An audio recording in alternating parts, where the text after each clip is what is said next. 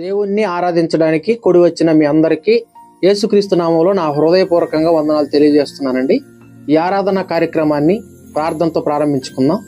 అందరూ తల ఉంచి కళ్ళు మూసుకున్నట్లయితే ప్రార్థన చేసుకుందాం. ప్రార్థన. పరిశుద్ధమైన మా పరలోకపు తండ్రి, నీ ఘనమైన శ్రేష్టమైన నామానికి కృతజ్ఞతాస్తుతులు చెల్లిస్తున్నాము తండ్రి. ఈ వారమంతా నన్ను నీ రెక్కల చాటున భద్రపరిచి క్షేమంగా నీ సన్నిధికి చేర్చి సజీవుడుగా మిమ్మల్ని ప్రార్థించే గొప్ప అవకాశాన్ని ఇచ్చినందుకు మీకు కృతజ్ఞతాస్తుతులు చెల్లిస్తున్నాము తండ్రి. మీ సన్నిధిలో సంఘ క్షేమాభివృద్ధి కొరకు పాటలతోనూ ఆరాధనతోనూ ప్రార్థనలతోనూ మీ వాక్కులతోనూ సంఘంగా మేమంతా కలిసి మీ చిత్తానుసారంగా మిమ్మల్ని మహిమపరచుటకు ఏ ఆటంకము కలగకుండా మీ ఆత్మ సహాయంతో మమ్మల్ని నడిపించమని ప్రార్థిస్తున్నాను తండ్రి. ఇప్పటి వరకు మీ బిడ్డలందరినీ ప్రేమించి ఎన్నో అనారోగ్య సమస్యల నుండి ప్రాణాపాయ పరిస్థితుల నుండి కాపాడి సజీవులుగా మిమ్మల్ని ఆరాధించడానికి నీ సన్నిధికి చేర్చినందుకే మీకు కృతజ్ఞతాస్తుతులు చెల్లిస్తున్నాము దేవా. మీ సన్నిధికి రావడానికి సిద్ధపడినటువంటి వారిని, మీ సన్నిధికి రావాల్సినటువంటి బిడ్డలను కూడా క్షేమంగా చేర్చమని ప్రార్థిస్తున్నాం తండ్రి. కుటుంబాలలో ఎన్నో సమస్యలతో సతమతమవుతూ మనసులో నెమ్మది లేక మీ ఆదరణ కొరకు, నెమ్మది కొరకు మీ సన్నిధిలో చేరి ఉన్న మీ బిడ్డలందరికీ మంచి మనసును నెమ్మదిని కలుగుజేయమని ప్రార్థిస్తున్నాను తండ్రి.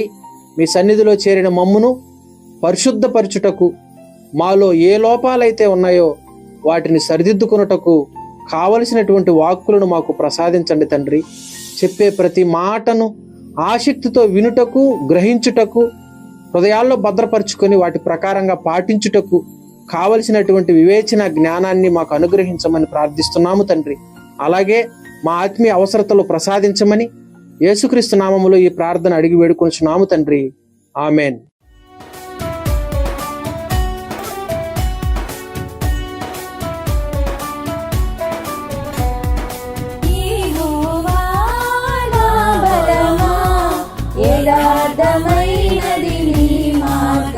పరిపూర్ణమైనది నీ మార్గం యెహోవా.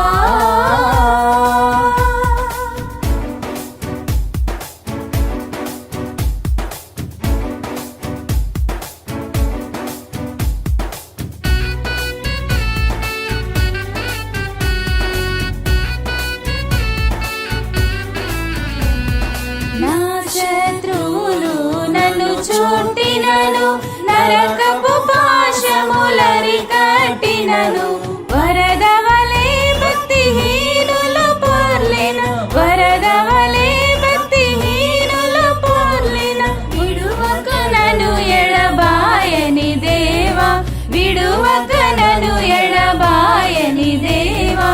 యెహోవా నా బలమా, యథార్థమైనది నీ మార్గం, పరిపూర్ణమైనది నీ మార్గం యెహోవా.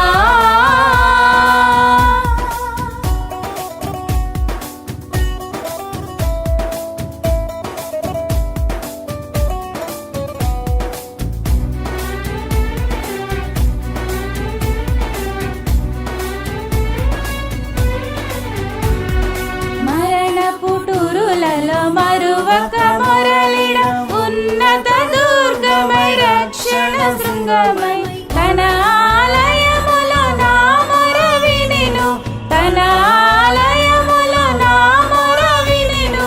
అదరెను ధరణి భయకంపముచే, అదరెను ధరణి భయకంపముచే. యెహోవా నా బలమా, యథార్థమైనది నీ మార్గం, పరిపూర్ణమైనది నీ మార్గం యెహోవా.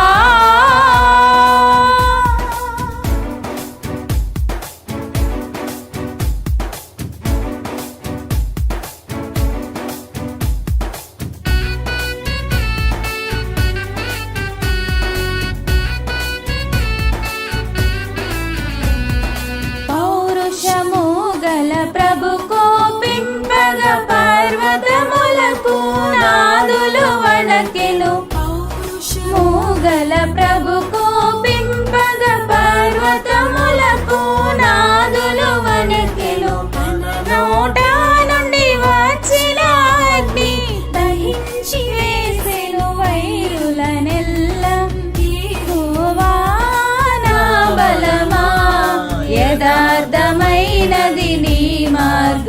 పరిపూర్ణమైనది నీ మార్గం యెహోవా.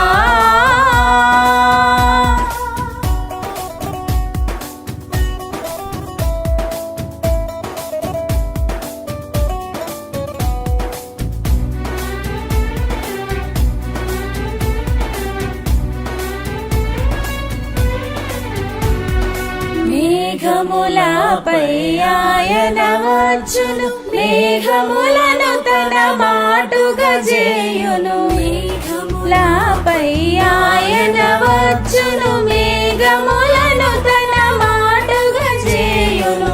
ఉరుములు మెరుపుల మెండుగా చేసి అపజయమిచ్చును అపవాదికి. యెహోవా నా బలమా, యథార్థమైనది నీ మార్గం, పరిపూర్ణమైనది నీ మార్గం యెహోవా.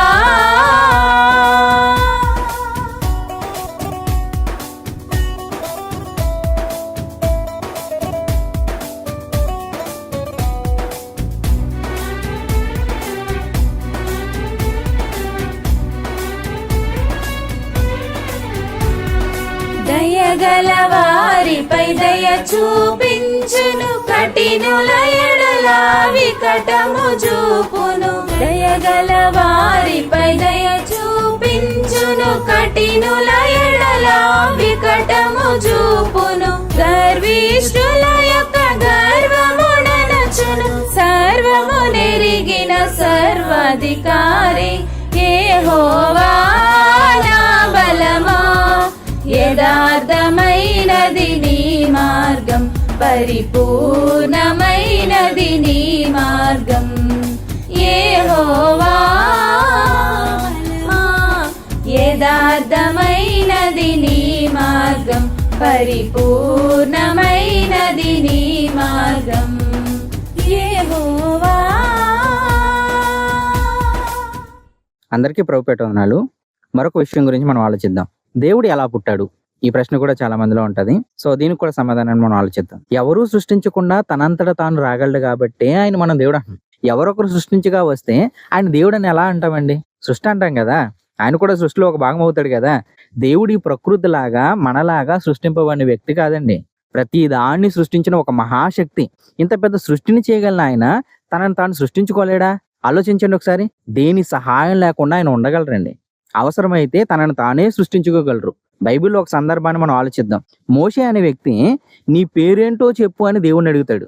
దానికి దేవుడు ఇచ్చినటువంటి సమాధానం మనకు ఆశ్చర్యాన్ని కలిగిస్తుంది. నిర్గమకాండము 3వ అధ్యాయము 13-14 వచనాలు. మోషే చిత్తగించుము, మోషే మాట్లాడుతున్నాడు అనమాట దేవుని దగ్గరికి వెళ్ళి, చిత్తగించుము, నేను ఇశ్రాయేలీయుల యొద్దకు వెళ్ళి వారిని చూచి మీ పితరుల దేవుడు మీ యొద్దకు నన్ను పంపినని వారితో చెప్పగా వారు ఆయన పేరేమని అడిగిన ఎడల వారితో నేనేమి చెప్పవలనని దేవుణ్ణి అడిగను. దేవుడు మోషేని ఇశ్రాయేలీయులు అనేటటువంటి ఒక జనాంగం దగ్గరికి పంపించేటప్పుడు అప్పుడు మోషే అడుగుతున్నాడు అనమాట, వాళ్ళ దగ్గర నువ్వు నన్ను పంపిస్తున్నావు, నేను వెళ్తాను, వాళ్ళు నీ పేరేంటి, ఎవరు పంపించారని అడుగుతారు కదా, అప్పుడు నేనేం చెప్పాలని అడుగుతున్నాడు. అందుకు దేవుడు నేను ఉన్నవాడను, అణువాడనై ఉన్నానని మోషేతో చెప్పాను. మరియు ఆయన ఉండుననువాడు మీ యొద్దకు నన్ను పంపినని నీవు ఇశ్రాయేలులతో చెప్పవలెనను. దేవుడు ఎలా పుట్టాడనే ప్రశ్నకి ఇక్కడే మనకు సమాధానం వస్తుంది. అదే ఆయన చెప్తున్నాడు. ఆనాడు మోషేకే చెప్పేశాడు. పేరుని అడిగితే ఆయన ఏం చేస్తున్నాడు? తన ఉనికిని గురించి తెలియజేస్తున్నాడు. ఉండుననువాడంటే ఏంటి? నేను మీలా సృష్టింపబడిన వాడిని కాదు, పుట్టిన వాడిని కూడా కాదు, నేను ఉన్నాను. లేని వాటిని దేని సహాయం లేకుండా నా అంతట నేనే కలిగించాను, కలిగించగలను కూడా, అవసరమైతే కలిగిస్తాను అని మనకు ఆయన సెలవిస్తున్నాడు.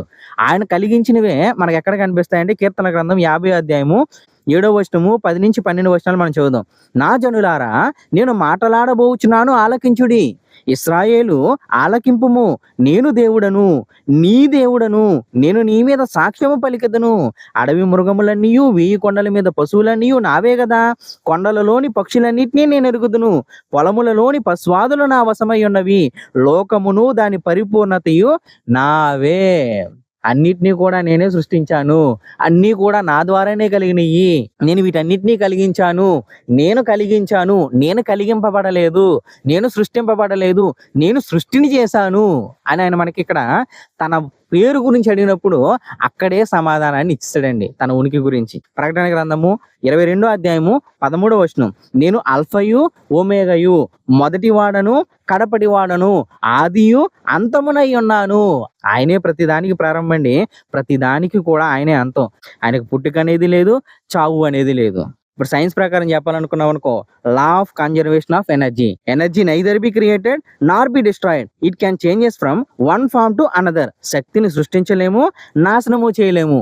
దేవుడు ఒక మహాశక్తి అండి.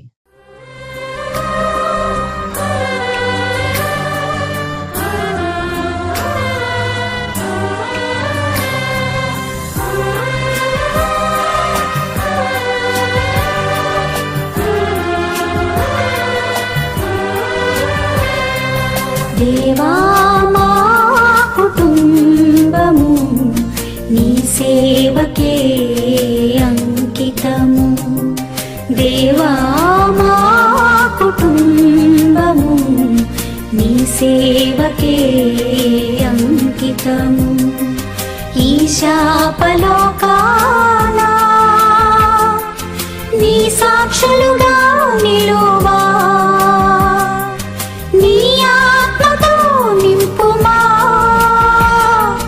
నీ ఆత్మతో నింపుమా. దేవా మా కుటుంబము నీ సేవకే అంకితము.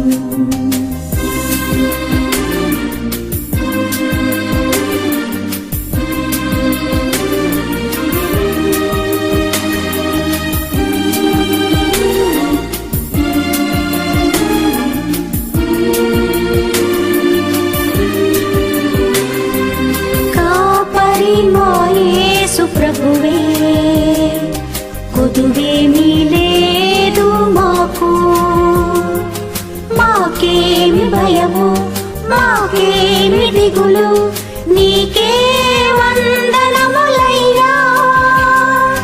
లోబడి జీవింతుము,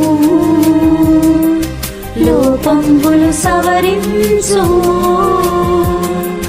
లోకాశలు వీడి లోకంబులోన నీ మందగా ఉందుము. దేవా మా కుటుంబము నీ సేవకే అంకితము.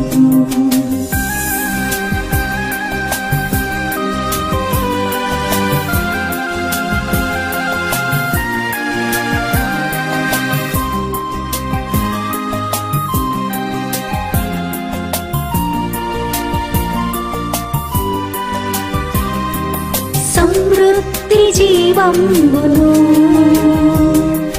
సమృద్ధిగా మాకిమ్ము. నెమ్మది గల ఇల్లు, నిమ్మళ మగు మనసు ఇమ్మహిలో మాకిమ్మయ్యా.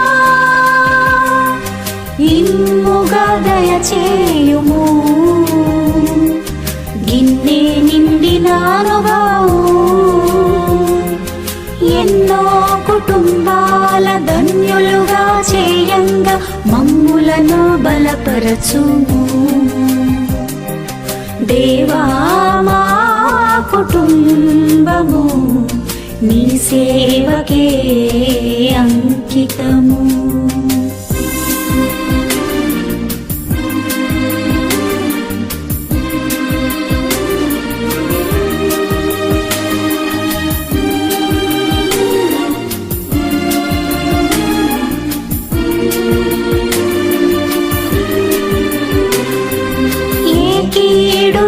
ఉండగా కాపాడుము మా పిల్లలను.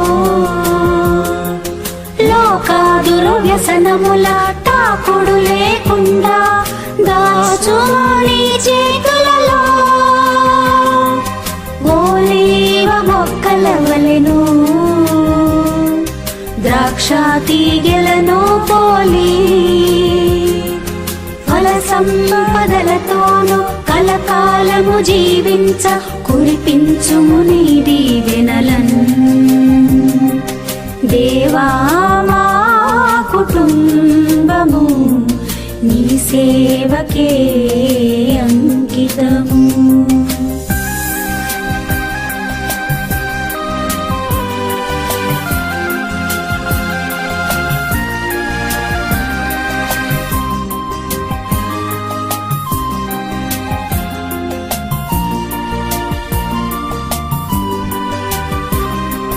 తెంపారజేయు మాలో సొంపుగా నీ ఘన ప్రేమం, నింపు మా హృదయముల శాంతి భాగ్యములతో సంతసంబుగా సాగినము. వింతైన నీ ప్రేమను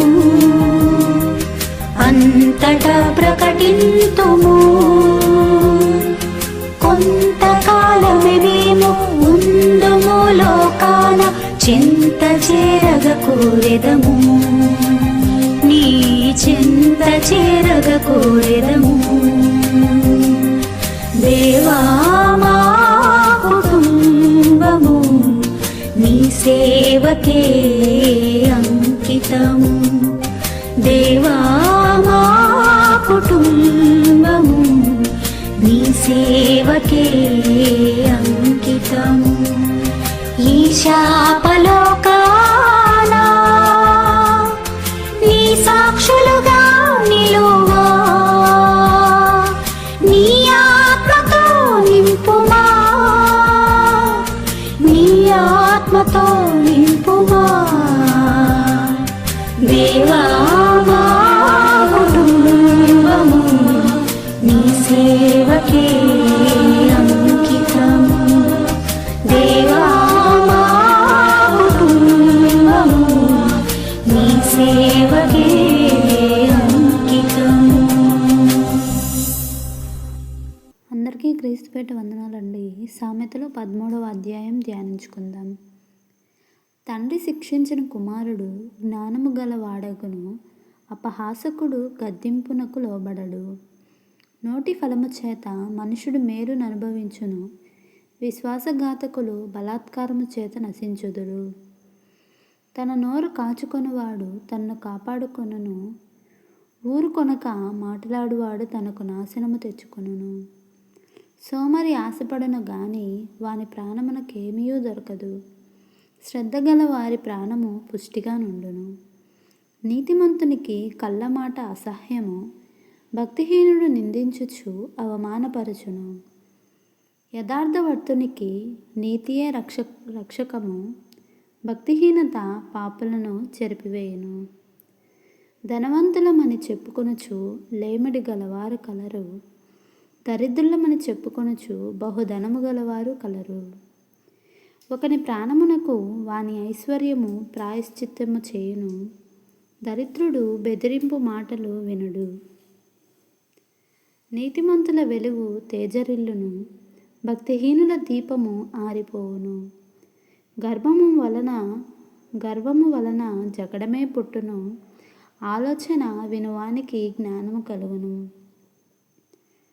మోసము చేత సంపాదించిన ధనము క్షీణించిపోవును, కష్టము చేసి కూర్చుకొనువాడు తన ఆస్తిని వృద్ధి చేసుకొనును. కోరిక సఫలము కాకుండుట చేత హృదయము నొచ్చును, సిద్ధించిన మనోవాంఛ జీవవృక్షము.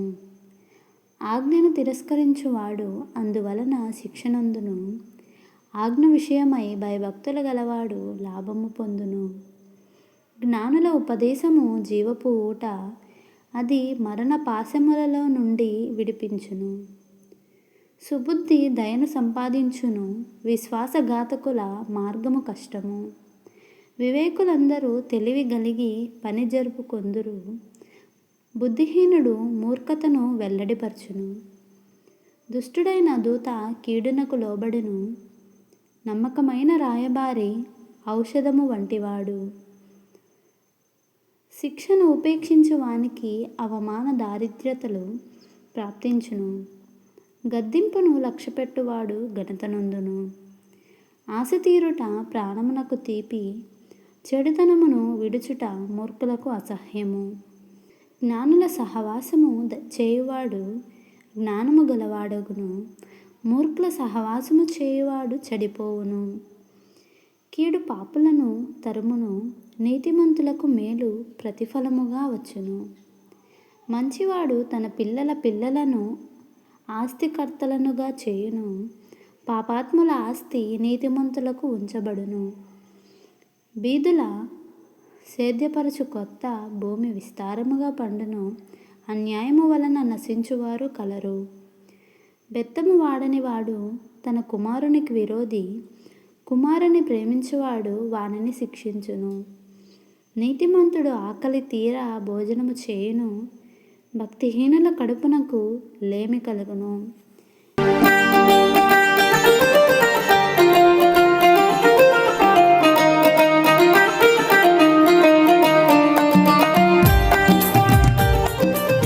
దేవుని ప్రేమ గురించి వివరించాలంటే ఉన్నటువంటి సమయం సరిపోదు. ఒకవేళ రాయాలనుకుంటే ఆ ఉన్నటువంటి పుస్తకాలు కూడా సరిపోవు. అంతలా దేవుడు మనల్ని ప్రేమించాడు. ఆయన ప్రేమ ఎంతో మధురంగా ఉంటుంది.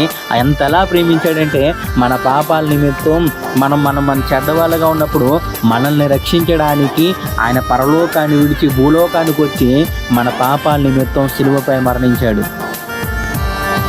నీ ప్రేమ ఎంతో ఎంతో మధురం, యేసు నీ ప్రేమ ఎంతో ఎంతో మధురం. యేసయ్యా యేసయ్యా యేసయ్యా యేసయ్యా యేసయ్యా యేసయ్యా యేసయ్యా యేసయ్యా. నీ ప్రేమ ఎంతో ఎంతో మధురం, యేసు నీ ప్రేమ ఎంతో ఎంతో మధురం. ఉన్నటువంటి స్నేహితులైనా, బంధువులైనా, తోడపుట్టినటువంటి వాళ్ళైనా, కుటుంబ సభ్యులైనా ఎవరైనా సరే ప్రతి ఒక్కరూ కూడా మన దగ్గర ఉన్నటువంటి ఆస్తినో, మన దగ్గర ఉన్నటువంటి బంగారంలో, మన దగ్గర ఉన్నటువంటి పలుకుబడినో, మన దగ్గర ఉన్నటువంటి అధికారాన్ని చూసి వాళ్ళు మనల్ని ప్రేమించడం జరుగుతుంది, మన మీద గౌరవం చూపించడం జరుగుతుంది. కానీ దేవుడు నిన్ను ఎప్పటి నుంచి ప్రేమిస్తున్నాడంటే నువ్వు పుట్టక ముందే, నువ్వు అసలు తల్లి గర్భంలో పడక ముందు నుంచే నిన్ను దేవుడు ప్రేమించుకుంటూ వస్తున్నాడు. ఆ ప్రేమని చూపించడానికి నువ్వు అడగక ముందు ఇంత పెద్ద సృష్టిని అంతటిని కూడా చేసి పెట్టాడు. చెల్లికుండునా నీ ప్రేమ, కన్న తల్లికుండునా నీ ప్రేమ, అన్నకుండునా నీ ప్రేమ, కన్న తండ్రికుండునా నీ ప్రేమ, చెల్లికుండునా నీ ప్రేమ, కన్న తల్లికుండునా నీ ప్రేమ, అన్నకుండునా నీ ప్రేమ, కన్న తండ్రికుండునా నీ ప్రేమ. యేసయ్యా యేసయ్యా యేసయ్యా యేసయ్యా యేసయ్యా యేసయ్యా యేసయ్యా యేసయ్యా. నీ ప్రేమ ఎంతో ఎంతో మధురం, యేసు నీ ప్రేమ ఎంతో ఎంతో మధురం.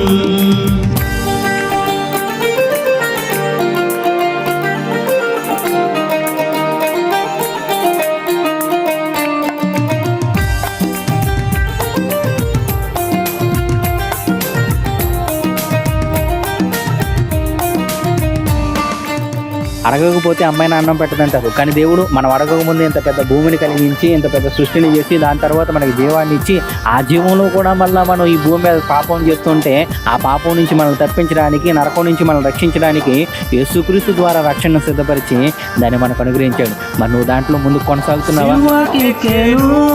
నీ ప్రేమ నాకై రక్తం కాచెను, నీ ప్రేమ మరణించెను, నీ ప్రేమ నాకై తిరిగి లేచెను, నీ ప్రేమ సిలువకెక్కెను, నీ ప్రేమ నాకై రక్తం కాచెను, నీ ప్రేమ మరణించెను, నీ ప్రేమ నాకై తిరిగి లేచెను నీ ప్రేమ.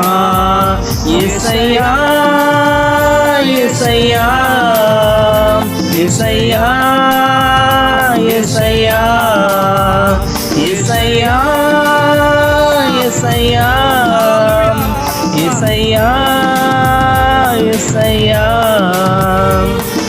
నీ ప్రేమ ఎంతో ఎంతో మధురం.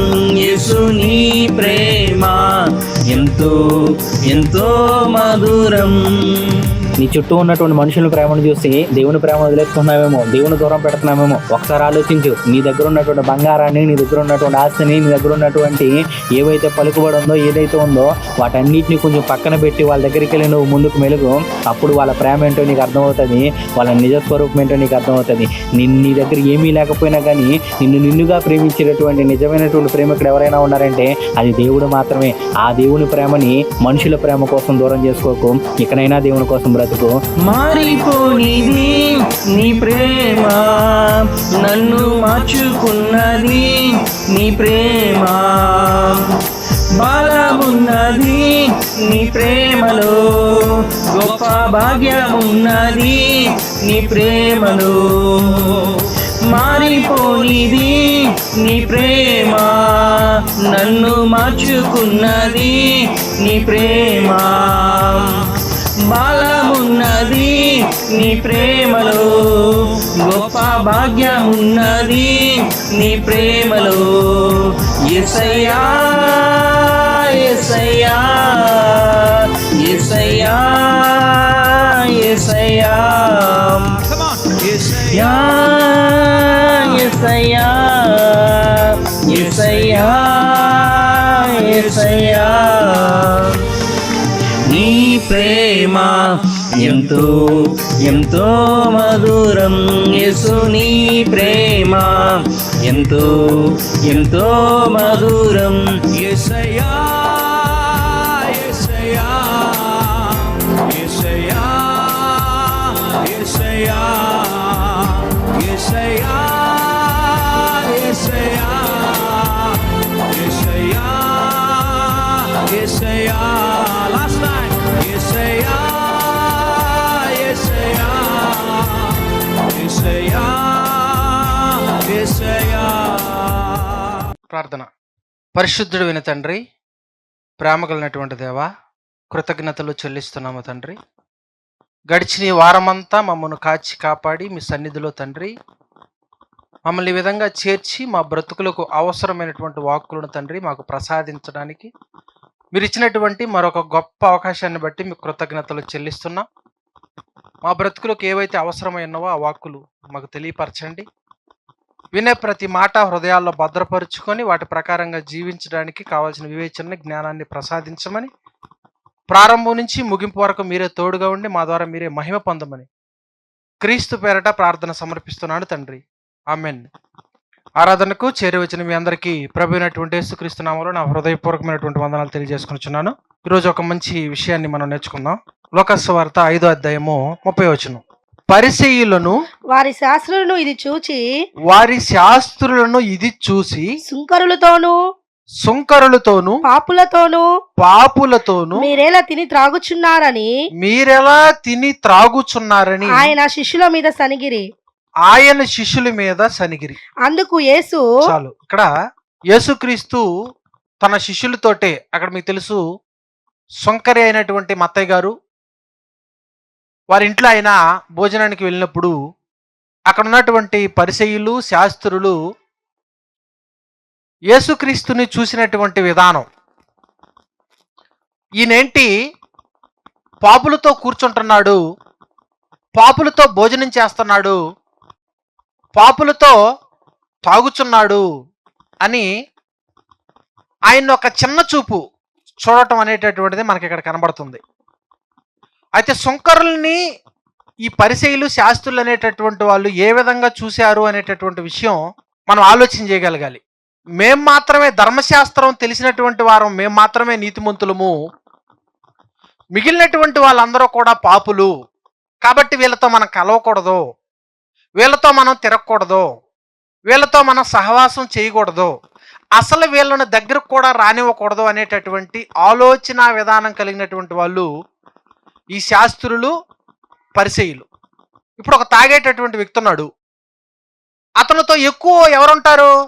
తనతో పాటు తాగేటటువంటి వాళ్ళే ఉంటారు. అలాగే ఒక దొంగతనం చేసేటటువంటి వ్యక్తి ఉన్నాడు, అతనితో ఎక్కువగా ఎవరు సహవాసం చేస్తారు? దొంగతనం చేసేటటువంటి వాళ్ళే సహవాసం చేస్తారు. ఇది ఒక కేటగిరీ. కానీ ఇక్కడ ఎవరినైతే వీళ్ళు పాపులుగా వాళ్ళు చూస్తున్నారో అలాంటి వారితో యేసుక్రీస్తు ఉన్నట్టుగా మనకు కనబడుతుంది. ఇక్కడ నుంచి ఒక ఆత్మీయంగా ఒక ఆలోచన గనుక మనం చేయగలిగితే ప్రేమైనటువంటి వాళ్ళారా, ఒక అద్భుతమైనటువంటి విషయం ఇక్కడ దాగుంది.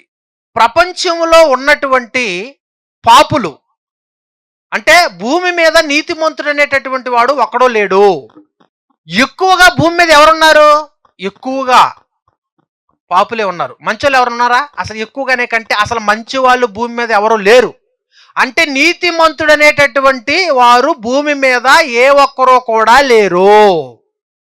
అలాంటి పరిస్థితులు ఉన్నప్పుడు ఇక్కడి నుంచి ఈ సిచ్యువేషన్ కనుక మనం కొంచెం లోతుల్లోకి వెళ్ళి ఆలోచన చేయగలిగితే, పాపులను చూసినప్పుడు లేదా తప్పు చేసేటటువంటి వారిని చూసినప్పుడు జనరల్గా మనకేమనిపిస్తుంది అని అంటే, లోకంలో ఒక సామెత ఉంటుంది, కొందరిని చూస్తే పెట్టబుద్ధి అయిద్ది, కొందరిని చూస్తే కొట్టబుద్ధి అయిద్ది అంటారు.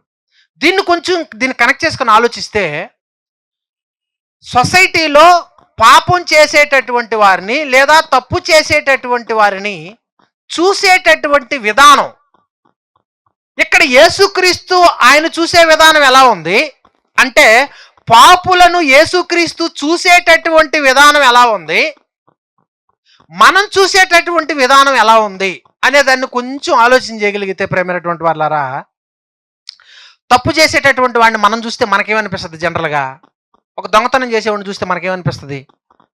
కొట్టాలనిపిస్తుంది. అలాగే సొసైటీలో అనేక మందిని పాడు చేసేటటువంటి వాళ్ళని చూస్తే మనకేమనిపిస్తుంది? కొట్టాలనిపిస్తుంది. ఇలా ప్రతి సిచ్యువేషన్లో కూడా తప్పు చేసేటటువంటి వారిని చూస్తే ఎవరికైనా అనిపించేదేంటి? వాళ్ళని కొట్టడం. చట్టానికైతే వాళ్ళని పట్టుకొని శిక్షించేటటువంటి విధానం వాళ్ళ దగ్గర ఉంటుంది. మిగిలినటువంటి వాళ్ళ దగ్గర ఏ విధంగా అయినా సరే వాళ్ళని శిక్షించాలి, వారిని చంపేయాలి, సొసైటీలో ఇలాంటి వారు బ్రతకడానికి వీల్లేదు, ఇంత దారుణాలు జరుగుతుంటే గవర్నమెంట్ ఏం చేస్తుంది అనేటటువంటి ఆలోచన ధోరణ మనకు సొసైటీలో కనబడతా ఉంటుంది.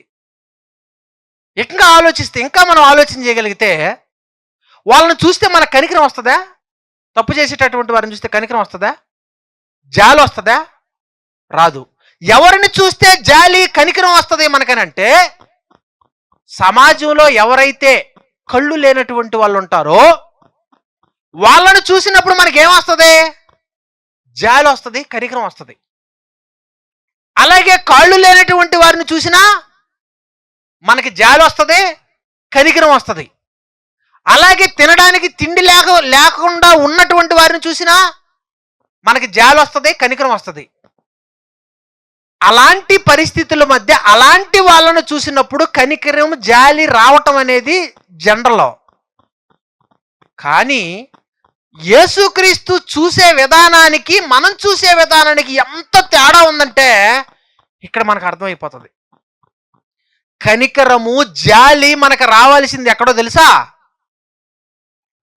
ఎవరైతే పాపం చేసి దేవునికి దూరం అవుతుంటారో వాళ్ళను చూసినప్పుడు మనకు రావాల్సింది కనికరము, జాలి. వాళ్ళని చూస్తే శిక్షించాలి అనేది కాదు మనకు రావాల్సింది.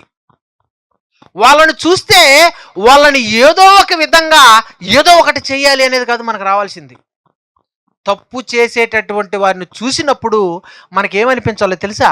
వీళ్ళని ఏ విధంగా మార్చాలి, వీళ్ళని ఏ విధంగా ఆ తప్పుల్లో నుంచి, ఆ పాపపు ఊబిలో నుంచి బయటకు తీసుకురావాలి. ఇది ప్రతి మనిషికి రావాల్సినటువంటిది. కానీ అది ఎవరికి రావట్లేదు ప్రేమైనటువంటి వాళ్ళ. ఇక్కడ యేసుక్రీస్తు వాళ్ళతో కూర్చుంటున్నాడు, వాళ్ళతో ఉంటున్నాడు, వాళ్ళతో తింటున్నాడు, వాళ్ళతో తాగుతున్నాడు. కారణం ఏంటో తెలుసా? వాళ్ళతోటే ఉండి తప్పులు చేయటానికి కాదు. అక్కడ యేసుక్రీస్తు వాళ్ళతో ఉండి తప్పులు చేయటానికి వాళ్ళతో సహవాసం చేస్తున్నాడా? వాళ్ళు అలాగే అనుకుంటున్నారు. నీ శిష్యులేంటి వాళ్ళతో తింటున్నారు తాగుతున్నారు అని వాళ్ళని అనుకున్నారు. అలాగే యేసుక్రీస్తును కూడా యేసుక్రీస్తు ఏంటి పాపులతోటే భోజనం చేస్తున్నాడు, వాళ్ళతోటి తిరుగుతున్నాడు, వాళ్ళతోనే తింటున్నాడు అని యేసుక్రీస్తును కూడా వాళ్ళతో లెక్కలు కట్టడం అనేటటువంటిది శాస్త్రులు పరిశీలన అనేటటువంటి వాళ్ళు అక్కడ ఆలోచన చేశారు. ఇదే బ్రెయిన్ సెట్ మనకు కూడా ఒకవేళ ఉందేమో బహుశా ఆలోచన చేయాలి. ఈ బ్రెయిన్ సెట్ రావాలి వస్తుంది అని అంటే ముందేం జరుగుండాలా? అలాంటి వారిని మార్చడానికి ప్రయత్నాలు చేసేటటువంటి వారు ఉంటేనే కదా అది రావాలి. అలాంటి పరిస్థితి మన దగ్గర ఉందా? అసలు అలాంటి పరిస్థితులే మన దగ్గర కనపడవు. మనకి ఏం కనపడుతుంది అని అంటే వీడు పాపి అనగానే అతనికి కొంచెం దూరంగా ఉండటం ప్రయత్నం చేస్తాం. ఇతను తప్పు చేస్తున్నాడు అని అంటే అతనితో మాట్లాడడానికి ఇష్టపడం, అతన్ని మార్చడానికి ఇష్టపడం, అతనితో ఉండటానికి ఇష్టపడం. ఇలాంటి ప్రయత్నాలు ఏమి చేయము. మొట్టమొదటగా మనకు అలాంటి వాళ్ళని చూసినప్పుడు మనకు వచ్చేది ఏంటి బ్రెయిన్లో అంటే వీళ్ళకు కొంచెం దూరంగా ఉండాలి, వీళ్ళతో కొంచెం మనం జాగ్రత్తగా ఉండాలి. ఇలాంటి ఆలోచనల్లోకి మనం వెళ్ళిపోతూ ఉంటామే తప్ప ఇదిగో ఇతగాడు తప్పు చేస్తున్నాడు, ఇదిగో ఇతగాడు దేవునికి దూరం అయిపోతున్నాడు కాబట్టి ఇతన్ని మనం ఏమైనా మార్చగలమా, ఇతర మనసును మార్చడానికి మనం ఏదైనా ప్రయత్నం చేయగలమా? ఇలాంటి ఆలోచనలు మనకు రావటం లేదు అని అంటే మనము దేవునికి చాలా దూరంలో ఉన్నామని అర్థం. ఇక్కడ యేసుక్రీస్తు చూసిన విధానానికి మనం చూసేటటువంటి విధానానికి ఎంత తేడా ఉందో చూడండి ప్రేమైనటువంటి వాళ్ళ. అక్కడ పరిసయ్యులు శాస్త్రులు ఆయన అలా చూశారు, ఇతనేంటి లోకంతో ఉంటున్నాడు, ఇతనేంటి పాపులతో తిరుగుతున్నాడు అన్నప్పుడు వాళ్ళకి దిమ్మ తిరిగిపోయేటటువంటి ఒక మాట ఆయన అక్కడ మాట్లాడినట్టుగా మనకు కనపడుతుంది. కిందకు చదవగలిగితే ఆయన ఏమంటున్నాడు చూడండి అక్కడ. అందుకు యేసు 31 వచనం, అందుకు యేసు రోగులకే గాని ఆరోగ్యము గల వారికి వైద్యుడు అక్కరలేదు. బా ఎంత గొప్ప మాట మాట్లాడాడంటే ఆయన. మీరు నేను పాపులతో తిరుగుతున్నా అనుకుంటున్నారు, నేను పాపులతో భోజనం చేస్తున్నాను అనుకుంటున్నారు, నేను పాపులతో నేను తాగుతున్నానని మీరు అనుకుంటున్నారు. వాళ్ళతో నేను ఎందుకుంటున్నానో నాకు తెలుసు. ఎందుకుంటున్నాడు ఆయన వాళ్ళతోటే? వాళ్ళని మార్చడానికి. వాళ్ళు ఏ విషయాల్లో పడిపోతున్నారు, వాళ్ళు పాపులుగా అలా పడిపోవడానికి వెనకాతల పరిస్థితులేంటి, వెనకాల ఉన్న కారణాలేంటి, అవన్నీ తెలుసుకొని ఏ విధంగా అయితే వాళ్ళు పాపంలో నుంచి బయటపడాలో ఆ బయటపడడానికి ఏం చేస్తే బాగుంటుందో అవన్నీ ఆయనకి తెలుసు. అంటే పాపాన్ని ఎలా తీసివేయాలో ఆయనకి తెలుసు, పాపానికి మూలమేంటో ఆయనకి తెలుసు, ఏం చేస్తే అందులో నుంచి వాళ్ళు బయటపడతారో ఆయనకి బాగా తెలుసు. నాడిని పసిగట్టగలిగాడు ఆయన. మూలాలు తెలుసు ఆయనకి, పాపానికి బీజాలు ఎక్కడ పడతాయో తెలుసు ఆయనకి, పాపాన్ని ఎలా తీయాలో ఆయనకి తెలుసు కనుకనే వాళ్ళతో ఉంటున్నాడు. అయితే మనమైతే ఏం చేస్తాం? వాళ్ళల్లో ఉన్నటువంటి తప్పులు తీసే తర్వాత సంగతి, వాళ్ళతో కలిసి మనం కూడా తప్పులు చేసే టైపు మనం. వాళ్ళతో కాసేపు సహవాసం చేసామంటే వాళ్ళలో కలిసిపోతాం మనం కూడా. బాగా త్రాగేటటువంటి వ్యక్తితో మనం తిరిగామనుకోండి కాసేపు, మనం కూడా ఒక పెగ్గు వేసేస్తాం. బాగా దొంగతనం చేసేటటువంటి వ్యక్తితో కొద్దిసేపు సహవాసం చేసామనుకోండి, మనం కూడా ఎలా మారిపోతాం అంటే దొంగతనం ఎలా చేయాలో బాగా నేర్చుకుంటాం. ఇలా ఒక బూతులు మాట్లాడేటటువంటి వ్యక్తితో మనం తిరుగుతున్నాం అనుకో, మనం ఏం చేస్తాం? వాళ్ళతోటి కలిసి మనం కూడా బూతులు మాట్లాడతాం. ఒక బాగా తప్పుడు ఆలోచనలతో నెగిటివ్ థింకింగ్తో ఉన్నటువంటి వ్యక్తితో మనం తిరిగామనుకో ఏమైపోతాం? మనం కూడా అలాగే మారిపోతాం. అంటే ఆ పాపులను ఆయన చూసే విధానానికి మనం చూసే విధానానికి ఎంత తేడా ఉంది. ఆయన పాపులతో కలిసిపోవటంలా, పాపంతో సహవాసం చేయటంలా, ఆయన పాపాన్ని చేయట్లా, వాళ్ళతోనే ఉంటున్నాడు. వాళ్ళల్లో ఉన్నటువంటి పాపాన్ని తీసివేసే ప్రయత్నం చేస్తున్నాడు. మనం పాపంతో ఉంటున్నాం కానీ పాపాన్ని తీసేటటువంటి విధానం మనకు తెలీదు. పాపంతో మనం కూడా కలిసిపోయి మనం కూడా పాపం చేస్తున్నాం. ఆలోచించండి ఎంత తేడా ఉందో. అంటే పాపులను యేసుక్రీస్తు చూసే విధానానికి మనం చూసే విధానానికి ఎంత తేడా ఉంది. పాపాన్ని ఆయన తీసేటటువంటి విధానానికి మనం తీసేటటువంటి విధానానికి ఎంత తేడా ఉంది. ఆలోచన చేయగలగాల మనం. అంటే యేసుక్రీస్తు ఎలా తీయగలుగుతున్నాడు, ఒక పాపిని ఎలా మార్చగలుగుతున్నాడు, ఈ విషయాలన్నీ మనకు తెలియాలి ప్రేమైనటువంటి వాళ్ళ. అది తెలియటానికే మనకు అర్థమయ్యే భాషలో ఒక ఎగ్జాంపుల్ ఆయన చెప్పాడు కింద. ఏమని రాయబడింది అక్కడ? రోగులకే గాని ఆరోగ్యము గలవారికి వైద్యుడు అక్కర్లేదు. ఆరోగ్యము గల వారికి వైద్యుడు అక్కర్లేదు. ఈ పదాన్ని ఎందుకు ఆయన చెప్పాడు ఆలోచన చేయాలి మనం. ఈ మనకు అర్థమయ్యేటటువంటిది ఇది. అంటే ఒక వైద్యుడు, ఒక రోగి, రెండు పదప్రయోగాలు చేశాడు అక్కడ. అంటే ఇక్కడ పాపం, అక్కడ రోగం, అక్కడ రోగం, ఇక్కడ పాపం. ఈ రెండింటిని కొంచెం కంపారిజన్ చేసుకున్నాం అనుకోండి మనం. ఈ రోగాన్ని తీసివేయాలంటే, ఆ రోగాన్ని తీసివేయగలిగేటటువంటి వారు ఎవరయ్యానంటే డాక్టర్. పాపాన్ని తీసివేయగలిగేటటువంటిది ఎవరయ్యానంటే యేసుక్రీస్తు. ఇప్పుడు దీన్ని కొంచెం లోపలికి వెళ్ళి మనం ఆలోచన చేయగలిగితే ప్రేమైనటువంటి వాళ్ళరా, లోకంలో ఏముంది? పాపం ఉంది. అంటే పాపులందరూ ఎక్కడున్నారు? ఇప్పుడు లోకంలోనే ఉన్నారు. ఓకే, పాపులందరూ లోకంలోనే ఉన్నారు. అలాగే రోగులందరూ ఎక్కడున్నారు? రోగులు కూడా లోకంలోనే ఉన్నారు. అంటే లోకంలో రోగులు ఉన్నారు, లోకంలో పాపులు ఉన్నారు. ఇప్పుడు లోకములో ఉన్నటువంటి రోగులకు రోగం పోవాలి అని అంటే ఎక్కడికి రావాలి? హాస్పిటల్కి రావాలి. అలాగే లోకంలో ఉన్నటువంటి పాపులు పాపాన్ని తీసివేసుకోవాలి అంటే ఎక్కడికి రావాలి?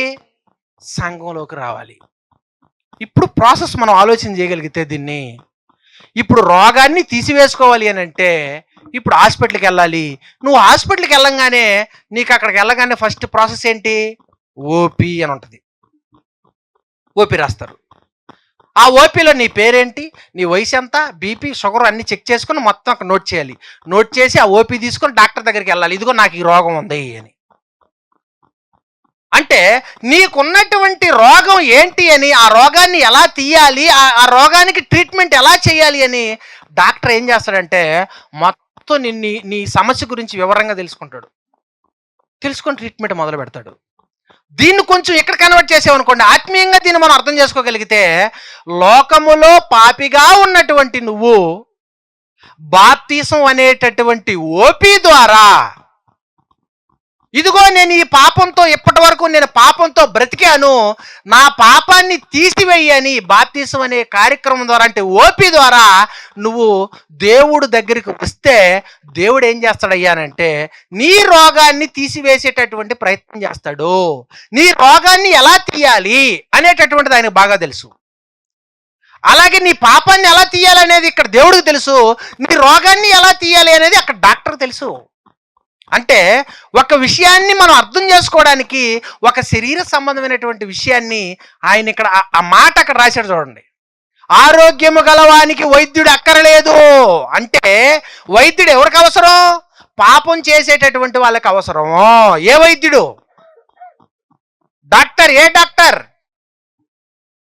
దేవుడు. అక్కడ శరీరము, ఇక్కడ ఆత్మ. అక్కడ రోగము, ఇక్కడ పాపం. అక్కడ డాక్టరు, ఇక్కడ దేవుడు. ఈ కంపారిజన్ అంటే ఒక ఆత్మ సంబంధమైనటువంటి విషయాన్ని అర్థం చేసుకోవడం కోసం ఒక శరీర సంబంధమైనటువంటి విషయాన్ని ఆయన మనకు చెప్పే ప్రయత్నం చేస్తా ఉన్నాడు. ఈ హాస్పిటల్ సినారియో అంతా మనకు తెలుసు. ఈ హాస్పిటల్లో జరిగేటటువంటి అక్కడ ఏదైతే ఒక ఆర్డర్లో జరుగుతుందో అదంతా మనకు తెలుసు. అది మనకి బాగా అర్థమైతే ఇది మనకు బాగా అర్థమవుతుంది. అక్కడ ఓపీతో లోపలికి వెళ్ళావు, ఇక్కడ బాప్తిస్మంతో నువ్వు సంఘంలోకి అడుగు పెట్టావు.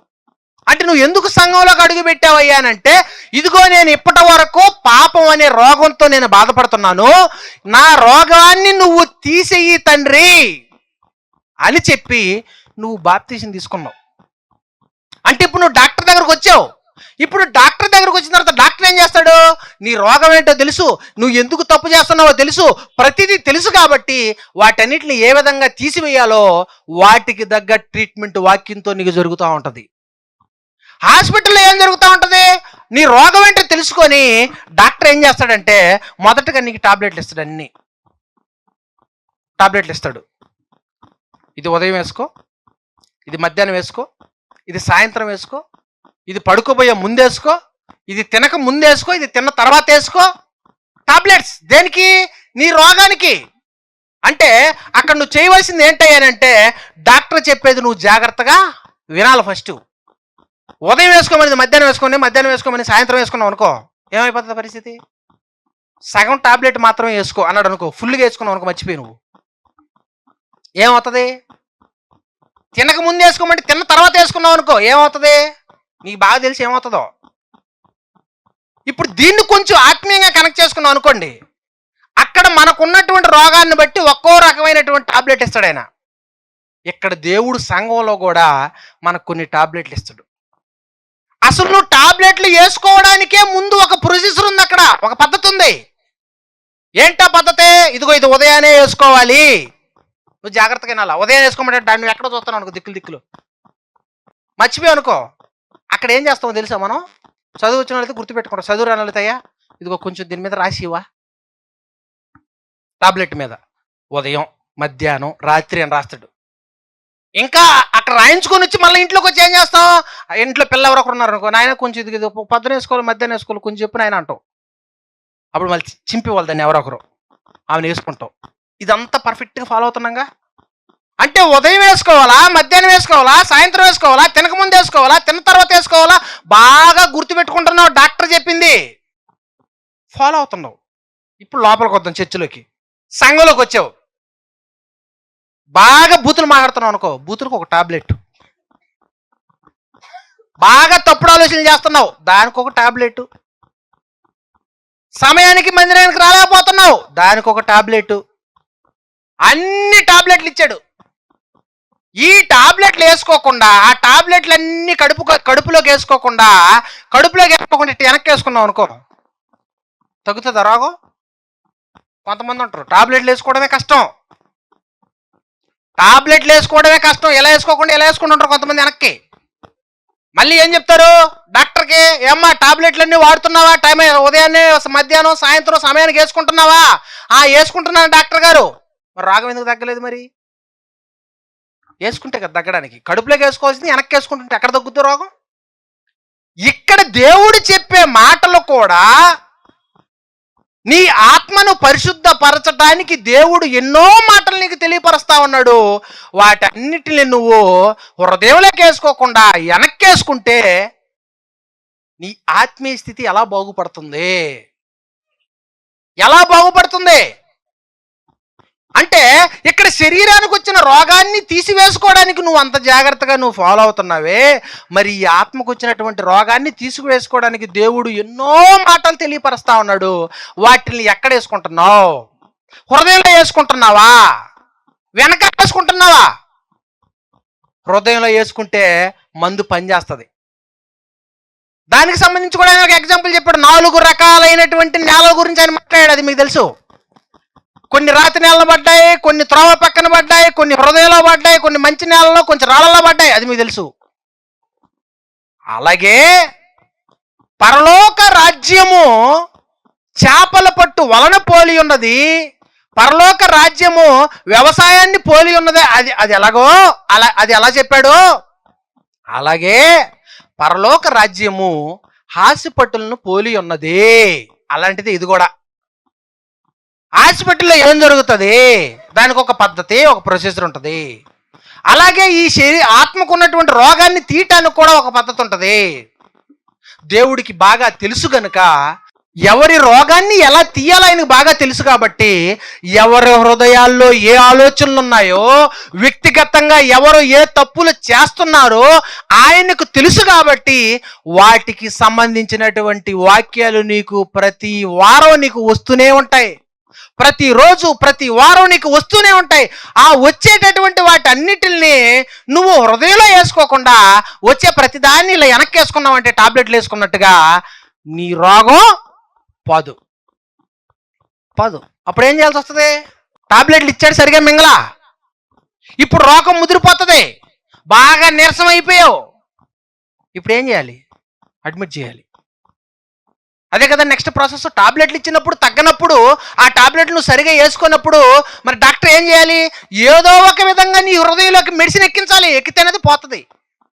అప్పుడు నేరుగా తీసుకెళ్ళి బెడ్ మీద పడుకోబెడతారమ్మా, అడ్మిట్ అవ్వు అర్జెంటుగా నువ్వు, లేకపోతే పోతావు. టాబ్లెట్లు ఇచ్చినప్పుడు నీకు నువ్వుగా వేసుకుని ఉంటే బాగుండేది. ఇప్పుడు డాక్టరే బలవంతంగా బాడీలోకి ఎక్కించాల్సిన పరిస్థితి తెచ్చుకుంటుంది. టాబ్లెట్లు ఇచ్చాడా పద్ధతిగా? అప్పుడు మనమే వేసుకున్నాం అనుకోండి బాగుండేది.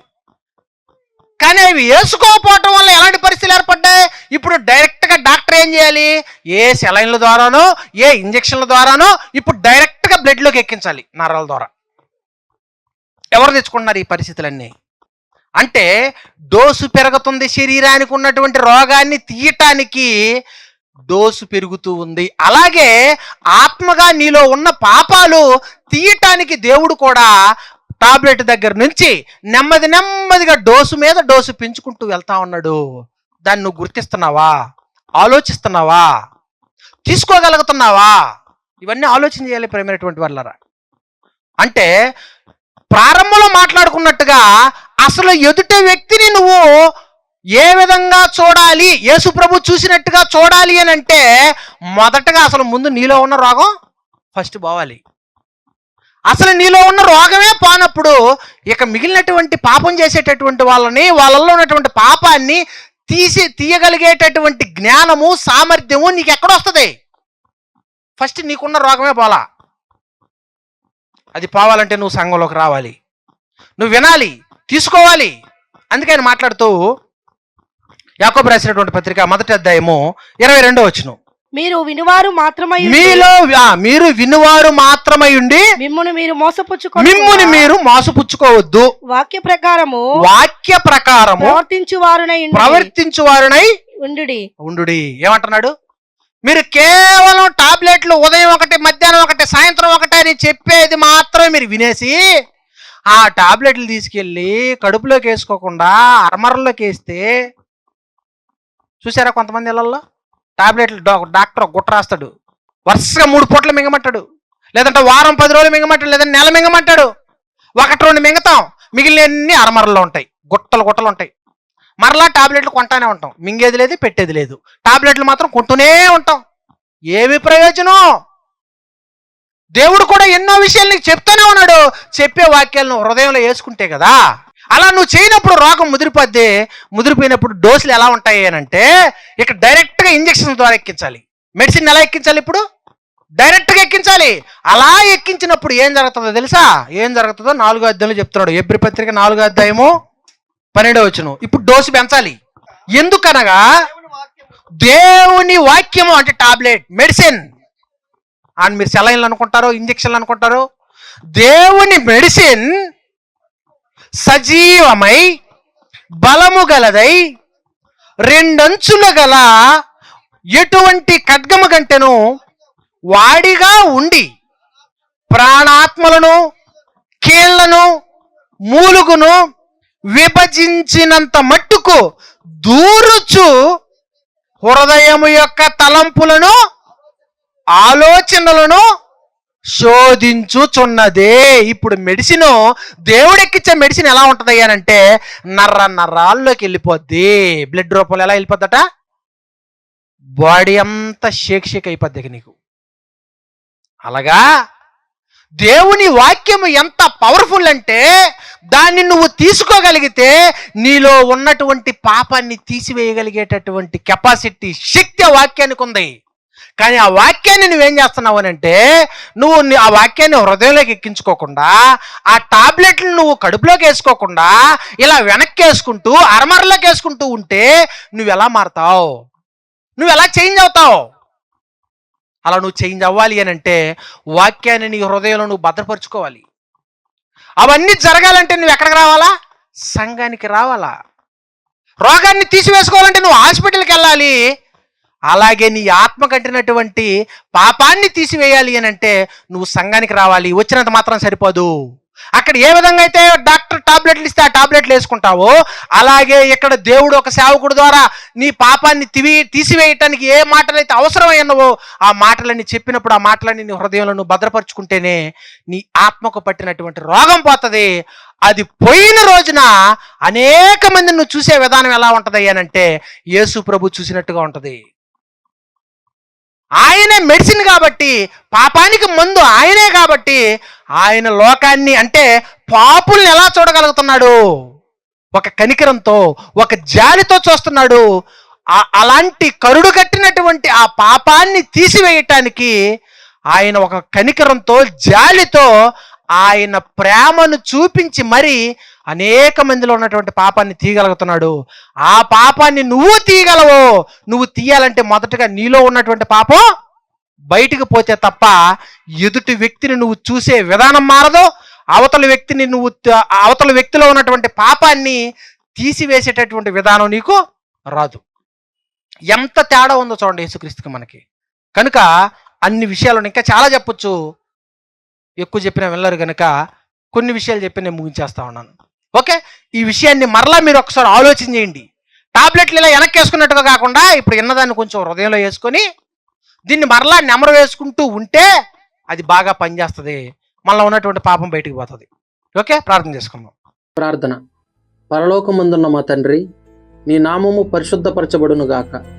నీవు భూమిని, ఆకాశమును, అందులో ఉన్న సమస్తమును మా కోసం కలిగించావు. పాపులమైన మమ్మల్ని సహిస్తూ మేము చేసే చెడు పనులను ఓర్చుకుంటూ మా మార్పు కోసం ఎదురు చూస్తున్నావు. నరకానికి పోకుండా మమ్మల్ని కాపాడడానికి, మంచి వైపుకు మమ్మల్ని నడిపించడానికి ప్రతి క్షణము కష్టపడుతున్నావు తండ్రి. మా పాపాల నుండి మమ్మల్ని విడిపించడానికి యేసుక్రీస్తు వారిని మరణింపజేసి మాకు జీవాన్నిచ్చావయ్యా.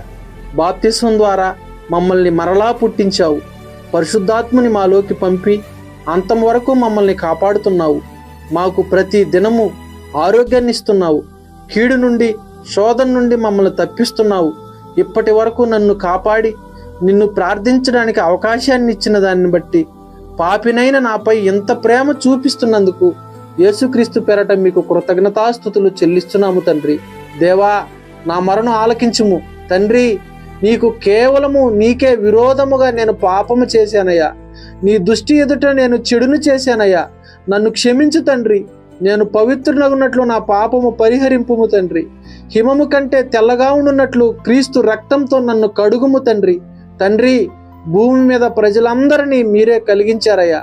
మా శరీరాలను భూమి నుండి కలిగించారు. మా ఆత్మలు మీ నుండే వచ్చాయి. కానీ మేము మాత్రం తండ్రి, నా గర్భాన పుట్టిన వారు మాత్రమే మా పిల్లలు, నన్ను కన్నవారు మాత్రమే నా తల్లిదండ్రులు, నా తల్లికి పుట్టిన వారు మాత్రమే మా అన్నదమ్ములు, అక్కా చెల్లెళ్ళు. ఇదే నా కుటుంబం. మిగిలిన వారంతా వేరు, వారికి నాకు ఏ సంబంధము లేదనుకుంటూ కులాల పేరుతో, మతాల పేరుతో, ప్రాంతాల పేరుతో ఒకరికొకరు దూరమైపోయామయ్యా. ఒకరినొకరు ద్వేషించుకుంటున్నాము, ఒకరిని మరొకరు దోచుకుంటున్నామయ్యా. ఈ భూమిని, భూమి మీద ఉన్న ప్రతి దానిని నువ్వు అందరికీ సమానంగా పంచిస్తే అంతా నాకే కావాలి, నేను మాత్రమే బాగుంటే చాలు అని ధనవంతుడు, పేదవాడు అనే భేదాన్ని సృష్టించామయ్యా. నువ్వు ప్రకృతి అంతటిని మంచిగా సృష్టిస్తే దాన్ని పాడు చేసుకుని అనేక రోగాలను సంపాదించుకుంటున్నావు. కామానికి బానిసగా మారి మొహపు చూపులతో నా అక్క చెల్లెళ్ళు, నా తల్లులు అనుకోకుండా ప్రతి స్త్రీని పాడు చేస్తూ ఇబ్బందులకు గురి చేస్తున్నామయ్యా. డబ్బు కోసం వ్యభిచారులుగా, దొంగలుగా, హంతకులుగా, మోసగాళ్లుగా మారిపోయి మీరిచ్చిన విలువైన ఆయుష్ని పోగొట్టుకున్నాము. కోపాలతో, కలహానికి, వివాదాలకు దిగి అనేక మందిని హింసించాము. ఎదుటి మనిషి బాగోగులు చూసి ఓర్వలేకపోతున్నామయ్యా. వీటన్నిటి విషయాలలో మమ్మల్ని క్షమించి వీటి నుండి మమ్మల్ని విడిపించుము తండ్రి. భూమి మీద ఉన్న ప్రతి మనిషిని నా కుటుంబ సభ్యునిగా అంగీకరించే మనసు నాకు ఇవ్వము తండ్రి. ప్రతి స్త్రీని తల్లిగా, అక్కగా, చెల్లిగా చూసే మనసును నాకు ఇవ్వము తండ్రి. ప్రతి పురుషుణ్ణి నా తండ్రిగా, నా అన్నగా, నా తమ్ముడిగా చూసే మనసు నాకు ఇవ్వము తండ్రి. ప్రతి మనిషి మీద ప్రేమ చూపించే మనసును నాకు ఇవ్వము తండ్రి. ఆపదలో ఉన్న వాళ్ళని ఆదుకునే మనసు నాకు ఇవ్వము తండ్రి. సహాయం కావలసిన వాళ్ళకి సహాయం చేసే మనసును నాకు ఇవ్వము తండ్రి. నా కుటుంబాన్ని నీ చేతికి అప్పగిస్తున్నానయ్యా. మమ్మల్ని బాగు చేయము తండ్రి. పగలతో, ద్వేషాలతో, కలహాలతో, అన్యాయాలతో, మోసాలతో, వ్యసనాలతో, హత్యలతో, వ్యభిచారాలతో, ధనాపేక్షతో, ఈర్షలతో నిండిపోయిన నా కుటుంబాన్ని వాటి నుండి తప్పించి మా చెడుతనము మానుపుము తండ్రి. మమ్మును కాపాడుము తండ్రి. మమ్మును కాపాడుము తండ్రి.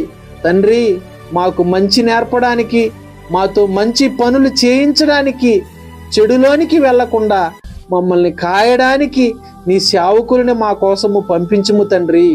కాపరులుగా, సేవకులుగా ఉన్న వారి హృదయాన్ని మీ వాక్యంతో నింపండి తండ్రి.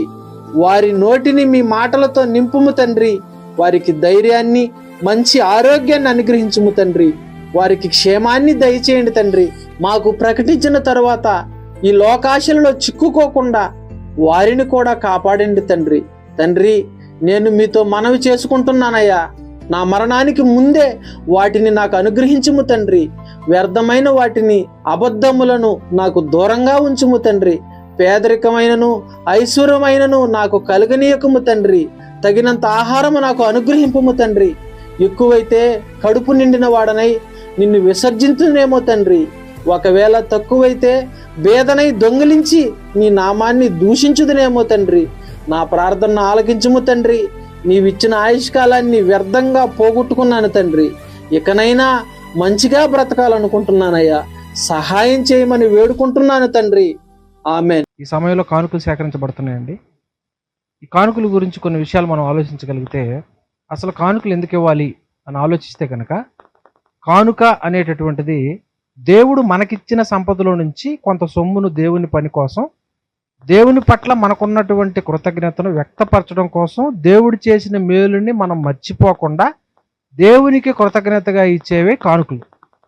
ఈ కానుకలు ఇవ్వటం వల్ల మనకు వచ్చేటటువంటి ఉపయోగం ఏంటి అని ఆలోచించగలిగితే కనుక, కొరంథీయులకు రాసినటువంటి 2వ పత్రిక 9వ అధ్యాయం 10వ వచనం ప్రకారంగా, కానుకలు మనం ఇవ్వటం వలన దేవుడు ఈ భూమి మీద మనల్ని ఆశీర్వదించి మనకి ఏ లోటు రాకుండా కాపాడటమే కాకుండా మనకి ప్రతి విషయంలో సమృద్ధినిస్తాడు. ఇకపోతే ఈ కానుకలు ఏ విధంగా ఉపయోగపడతాయి అనేది కనుక ఆలోచన చేయగలిగితే, కొరంథీయులకు రాసినటువంటి 1వ పత్రిక 9వ అధ్యాయం 7వ వచనం ప్రకారంగా సేవకుని సంరక్షణ కొరకు ఈ కానుకలు అనేటటువంటి ఉపయోగపడతాయి.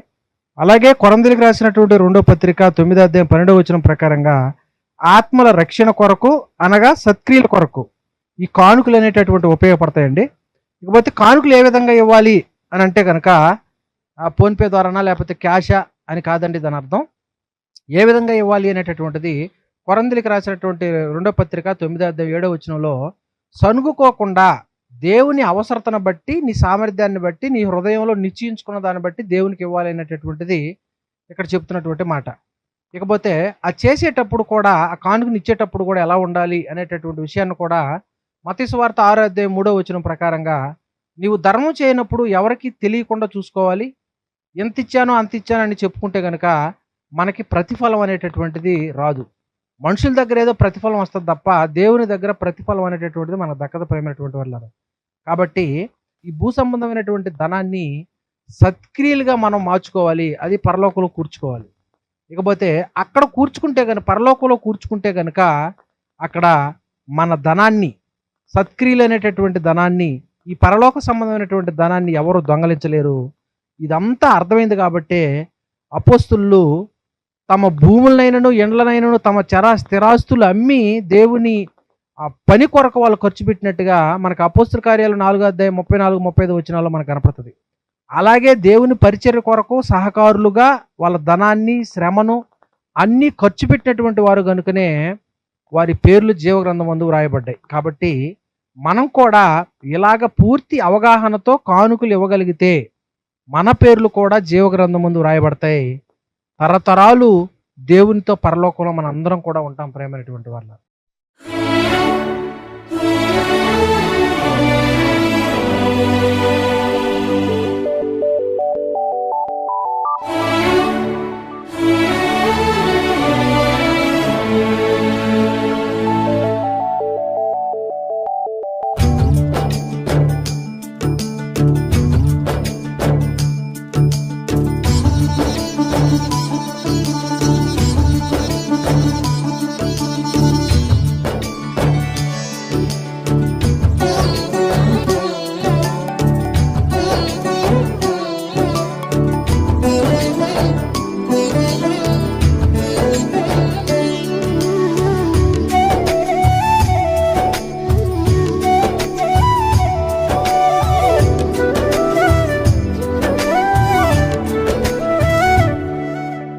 అల్ఫా ఒమేగయైన మహిమాన్వితుడా, అద్వితీయ సత్యవంతుడా, నిరంతరం స్తోత్రార్హుడా.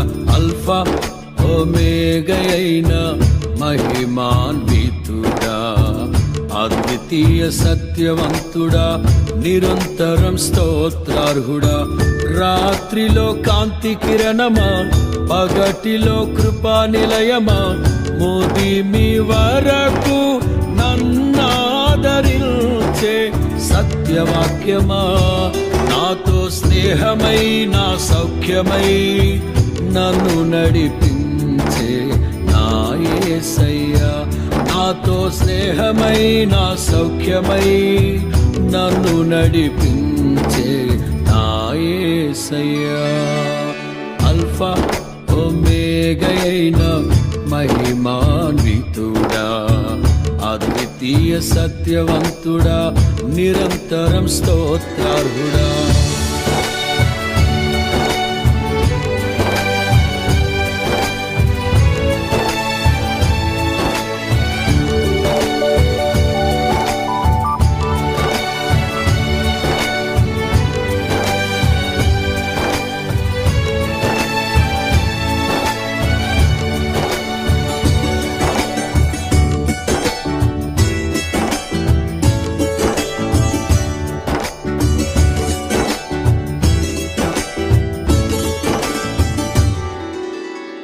కనికర పూర్ణుడా నీ కృప బాహుల్యమే ఉన్నతముగా నిన్ను ఆరాధించుటకు అనుక్షణమున నీ ముఖ కాంతిలో నిలిపి నూతన వసంతములు చేర్చెను కనికర పూర్ణుడా నీ కృప బాహుల్యమే ఉన్నతముగా నిన్ను ఆరాధించుటకు అనుక్షణమున నీ ముఖ కాంతిలో నిలిపి నూతన వసంతములు చేర్చెను జీవించద నీ కొరకే హర్షించద నీలోనే జీవించద నీ కొరకే హర్షించద నీలోనే